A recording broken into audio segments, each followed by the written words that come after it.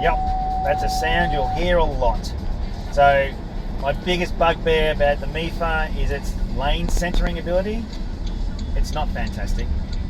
Its centering is questionable as to what side of the road. If there's parked cars, it'll almost drive you towards the parked cars. It will not hit you, but it just gives you that sensation. Being a big vehicle, it can just be that way. Other than that, drive-wise, super comfy seats to drive in. They're almost like anti-fatigue mats for your bum. Really comfortable seats. The drive itself, as you can see, massive front window, good visibility. The mirrors are huge and really good. Controls are easy to find, much easy to do. This is probably the only issue, is getting there. So lane assist can be turned off here. It's rather straightforward. It tracks you towards the lines it can see. So if I merge over here a bit, I'm in the gutter and it hasn't picked it up. But another days it just jumps out at you, and like it won't even let you drive straight.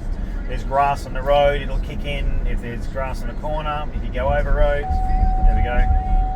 It will correct you a little bit, but not greatly. And I think it knows it's been videoed, of course. Cruise control, cruise set. This particular model, thank you. The truck's going straight around the corner. I don't know. Let's just follow the truck who's going all over the place. So, yeah, some of the functions still haven't been turned on. We didn't have cruise control to start with. It is connected to the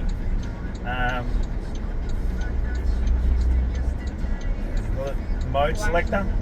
So drive, neutral, and yeah, I'll show you how to enter that in the middle.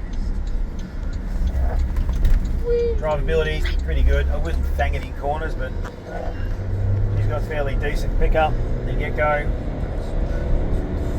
We're not in sport mode, which just holds out the revs a little bit. But for a 2-litre turbo, big car, it does everything you really need to do. So we're going to merge on in a minute.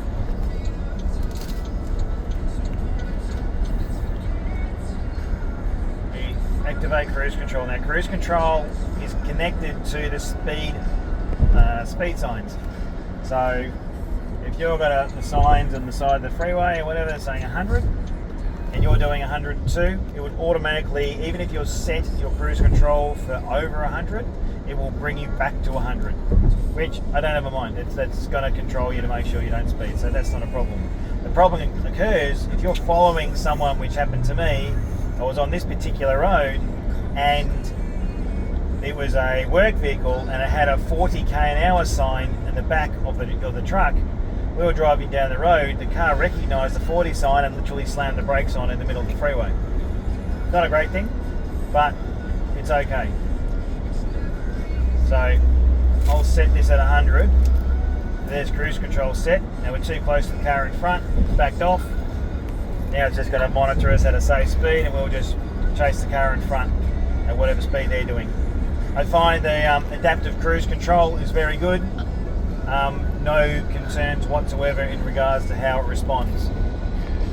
When it comes to Super Assist cruise control, which is a double flick down, it's now activated. As you see, it drags us to the left-hand side of the road a little bit.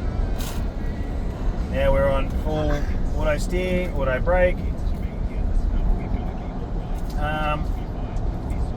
From the centre of the car, I feel as though we're more centred to the centre of the road than we are in the middle of our lane, which does explain why the lane centering is a little bit askew, because I want to drive in the middle of the lane, not in the lane next to me.